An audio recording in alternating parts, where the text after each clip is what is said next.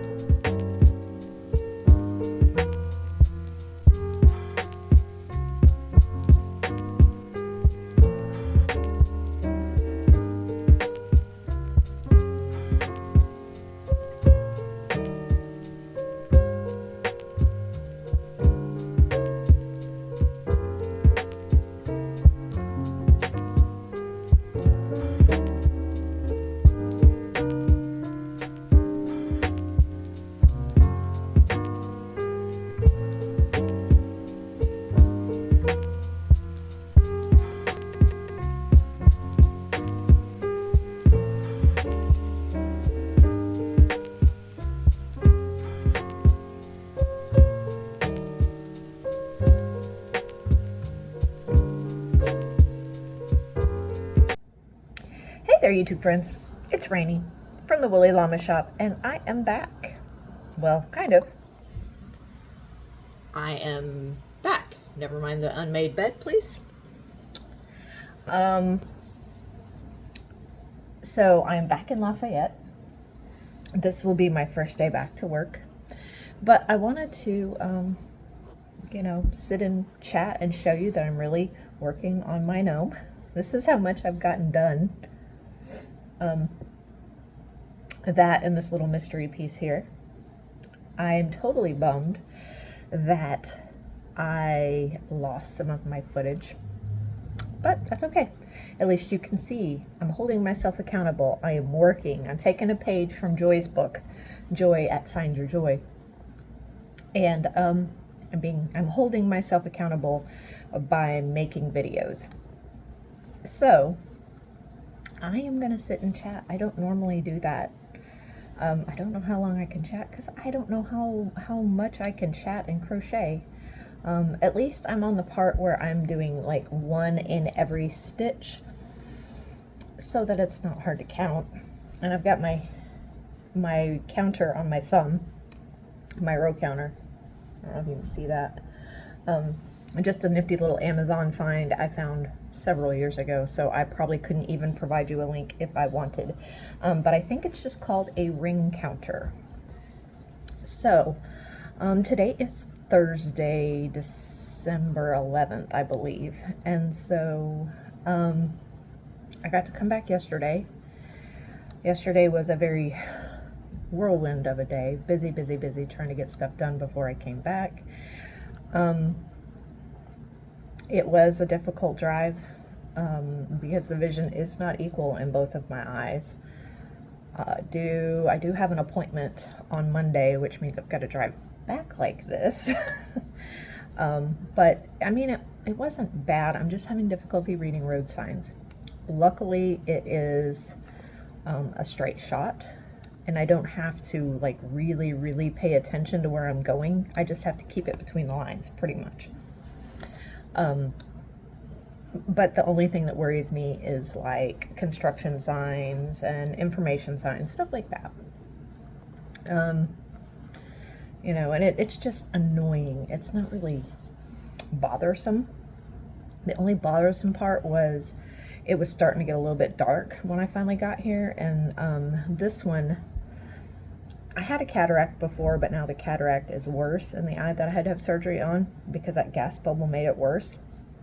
So now it's like things are starting to, the lights are kind of like my dash lights made, they were, I don't know, streaky, I guess. I don't know how to explain it, but so I got a good report yesterday at the eye doctor. I asked him how long my eye is going to be like this, because if you can see, my eyes are not, this one's kind of, he said it may never go back straight. It may be just that way. But they are going to, I have to go back Monday for an eye doctor appointment, like a regular eye doctor, not this surgeon guy. And they're going to try to correct my vision with a contact lens. So we'll see how that goes. If I remember right, the reason I wear glasses is because one or the other of the eyes I cannot wear a contact lens in. And I'm hoping it's not the left one. Because, like I say, it's just an annoyance. It's not really anything detrimental. It's just a pain in the butt. Just a pain in the butt. But he said everything is well healed. My surgery was indeed November the 11th, 1 month ago. And I still have a 40% gas bubble in my eye, which I still see a little bit. For the most part, the gas bubble settles in the bottom of my eye, and it is oddly reminiscent of what it looked like when it started to detach, honestly. But he reassured me everything is attached, and I'm like, but how will I know? And he said, well, the bubble I should be able to see through, which when I shut my eye, I can see through it. I just have to I have to concentrate to look through it. When I have both eyes open, it looks like a dark circle, darkish circle, like it when it started. And so I guess you guys missed that part of the story because things have been so messed up lately for the last month. So how this all happened. I have really bad eyesight. I've had to wear glasses since I was 6. I'm very nearsighted. Without corrective lenses, I'm blind, really. I don't know if you've ever noticed, but my glasses are pretty thick. And this is even with the modern technology where they make it thinner, so they're not so heavy. But I don't even, I mean, if something were to happen to my glasses, I could not function. I mean, I could see enough to get around. Like, I could see big objects, but things would be blurry. I wouldn't be able to see dark on dark, light on light. You know, I can't judge distance, any of that. So, a long time ago, my eye doctor at the time, told me to be careful about bumping my head, because it's like my eyeball is more like an oval than it is a circle.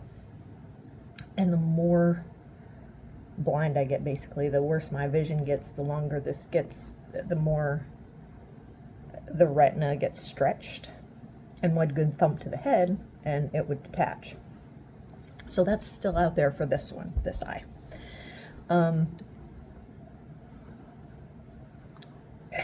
But thinking back to that weekend, nothing happened. Nothing happened. I was at work, and I just basically, it was like I had this little bubble in the bottom corner of my eye. And I was like, I got something on my eye, I can't get it off, but it didn't feel like something in my eye. And as the night went on, the worse it got. And so, you know, I told my husband, I'm coming home. I gotta see the eye doctor. I've got to. There's something wrong with my eye. And so, of course, it was a weekend. And by Monday morning, they got me in. My regular eye doctor got me in, and they just looked in one of the little machines, and like, nope. Do not pass go. Do not collect $200. You get to go see this retina specialist, or this. They didn't call him a retina specialist. They called him a specialist. And I'm like, okay. Which ophthalmologists are specialists. I never dreamed in a million years that's what was going on, but it was dark. By Monday morning, it was dark, and it was like halfway across my eye. So it's just like the whole bottom quarter to, you know, I don't know, the corner was dark. And I went to see the specialist, and he's like, yes, ma'am, you have a detached retina. And I'm like, wait, what? He's like, how do you know how this happened? And I'm like, no, I wasn't injured. I didn't bump my head. I didn't fall. I didn't trip, nothing, you know. And I just went to bed and went to work as normal and woke up with a little bubbly thing on my eye. And so that was Monday. He really, really tried to find someone who was doing surgery on Monday, any openings at all, because he didn't do surgery on Mondays, but, you know, he has colleagues. He called all the way to Houston. Nobody was doing surgery on Monday. Especially at this point, it was like 11:30, 12 o'clock by the time, you know, he got all of his pictures and saw me and everything. And he was just hoping there was an opening right there where I was, or they could get me in Beaumont. And oddly enough, that same day that I came in, 3 other people came in with detached retinas. And he's like, I'm not sure what is going on, if it's in the air, but you're the 4th one today. So they got me slated for Houston the next morning, which was quite scary because I've never been to Houston. Luckily, my husband was able to take me, and we got right in the next morning. And so I had my surgery on November 11th in Houston. And I don't really remember a whole lot of the ride home because, I mean, they had me not really unconscious, not sedated, but they had me moderately sedated where I could still talk. And I do remember talking to them, but I don't remember what I was saying. And so if you notice in my videos, this little green band, it's got the name of my surgeon in Houston on the back of it. And it basically says that I have a bubble in my eye, a gas bubble. And if they treat me with nitrous oxide, it can cause pressure to this bubble and cause blindness. So that I have to wear this until the bubble completely goes away. So in case you were wondering, that's what this green band is. Even though the retina is healed, the bubble takes time to go away. So, question answered. There you go, green band. I get fancy jewelry until this thing goes away. And there's no telling, each individual person takes a different amount of time. So that was the whole story with my eye. I'm still crocheting, by the way. I can't hold it up like this. It's uncomfortable. And besides that, I'm not doing anything fancy. I'm just doing one stitch and one single crochet around for X number of rounds. I'm not giving the pattern away.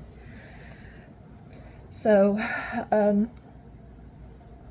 yeah, that's my eye story. I also went to the general practitioner yesterday. I had to meet him for the first time since my nurse practitioner retired. And he's like, hey, you having any issues? And I'm like, other than my eye and my rheumatology issues, no. And he's like, well, good, I don't really need to see you. You know, he was asking me, you know, how often my rheumatologist saw me, you know, the kidney doctor and all that. And he's like, between all those people, unless you're having some other kind of issue that is not related to either of those two issues, I don't need to see you for 6 months. I'll call you in your refills. If you're having problems, come see me. So 6 months for my general doctor, which is awesome. You know, I don't mind. I didn't mind seeing my nurse practitioner. I liked to visit with her because she knew I was a nurse, and she and I would, you know, chew the fat about different things. But I mean, you know, I don't really like paying an office visit just to visit with somebody. So that was encouraging. So I'll see my rheumatologist next month. For those of you who are new here, I do have some kind of an autoimmune disorder. It yet to be named. It's an autoimmune arthritis. Not rheumatoid. Well, if it is rheumatoid, it's a non-reactive rheumatoid arthritis. But they are kind of, my rheumatologist is very hesitant just to throw a diagnosis on something. He is treating the symptoms. Whatever I have, you know, whatever symptoms I have, he treats those. And he will, like, so by this I mean Sjogren's is what he's thinking it is, Sjogren's syndrome. But he's not actually calling it Sjogren's. He is putting in my chart that, you know, I have dry mouth, dry eyes. Hi, fingers. Dry mouth, dry eyes. You know, the symptoms that I tell him, he puts in my chart. Unspecified joint pain, myalgias, which is another word for pain, fatigue, that's in there, you know, just different stuff. And so, and then my eye doctor, of course, my general eye doctor also corroborates with him and puts that same thing, and that goes to my medical insurance, you know, my insurance, to say that yes, I really do have dry eyes, that they have run me through every single test that known to mankind, and I've done, you know, XYZ treatments, and I still have dry eyes. So, you know, it's rather than misdiagnosing me, is the way he put it. He does not want to misdiagnose me. And as long as the symptoms are managed with whatever treatment he's giving me, then we'll just leave it at that. But that's, I mean, unofficially, he's thinking Sjogren's syndrome, which is where my body attacks the moisture producing glands, moisture producing cells. I mean, it does more than that, but that's the basic. And there's times, you know, I don't sweat like I should, you know, and so the kidney doctor is also thinking that, you know, Sjogren's may be playing an issue with my kidney disease. So, I mean, but he is kind of the same way. As long as my symptoms are controlled, he is just putting, you know, in my chart, chronic kidney disease, stage 2, 3, you know, wherever it happens to be at the time. Last I knew I was up to a 2, but I don't remember if it was A or B. And I mean, it's increasing, it's getting better. So that's, there for a while I was pretty darn close to dialysis. That was April. I was not well in April. April was a bad month for me. And I mean, he's kind of taken his notes from the rheumatologist. Whatever the rheumatologist says, he kind of goes along with, and, you know, and how what he says might impact, you know, have an impact on my kidneys. So that is that. In case you didn't notice, I am dressed in scrubs, so I'm going to work. Well, this is not scrubs. This is what I wear under my scrubs, my undershirt. I am going to work tonight, tomorrow night, and Saturday night. So you will have, I'll be working this weekend, getting my full week, getting my full percentage of stipends, and getting my full hours, which is, we needed it. So that was awesome that I was able to come back. And then I will go home Sunday after I sleep because I'm working the night shift. So I'll go home Sunday afternoon and be home Monday and Tuesday, come back Tuesday afternoon. And that's the next little bit. Now, after that, I don't know my schedule.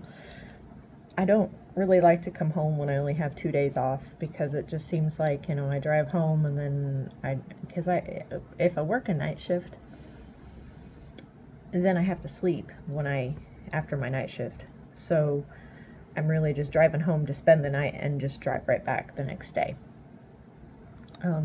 As much as I love to go home on my days off, sometimes it's not possible. So,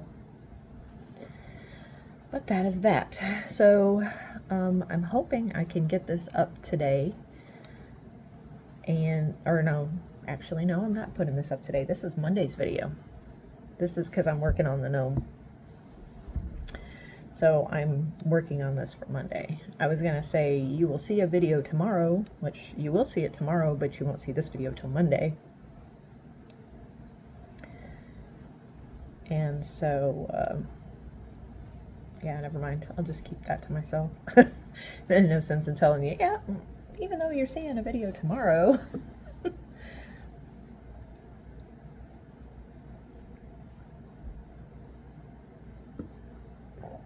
That is the problem with filming ahead. But actually, I'm not filming ahead. I'm filming my progress. So, like I did last time, anytime I worked on it, I would try to shoot a video of me working on my little gnome. And so, but anyway, so I've kind of blathered on for 20 minutes now. And I'm going to show you my progress. And if I get anything else done, I will show you. But for right now, this is what I've got. Just my little thing here. Does it go this way? And does it go this way? How does it go? You may never know. But I'm hoping you will know. I'm hoping soon. So, in case this is the end of the video, thank you for watching. Thanks for listening to me ramble for 20 minutes while I crochet. I'm trying to keep it different. So, anyway, in case, like I said, if this is the end, thanks for watching. I hope you have a fabulous rest of your day. How about a gnomacious rest of your day? And I'll see you on the next one. So, hey there, YouTube friends. It's Ranee with the Woolly Llama Shop, and I'm back with a small little update on my little gnome. I've been working on him these last couple days before I go to work. Hence, I'm just out of bed, and I've been out of bed for like 30 minutes, but I've not gotten ready for work. So you get to see me in my natural state. Before I'm dressed and prepped and messy hair and all. You got me. So, I thought I'd share a little bit of progress on my gnome. Just because I'm going to try to add this to the other video and hope that the other video didn't disappear. I'm going to flip my camera around so you can see what I've got. So I have that. And that. So he has his little nose. So yep. And then that's what I've got so far. So I've made quite a bit of progress this week. Hopefully, I will actually get this little critter done before Christmas. So, for now, that's my update. I will catch you on the next clip, I guess. If there is a next clip. If not, thanks for watching, and I'll catch you on the next video. Bye, y'all.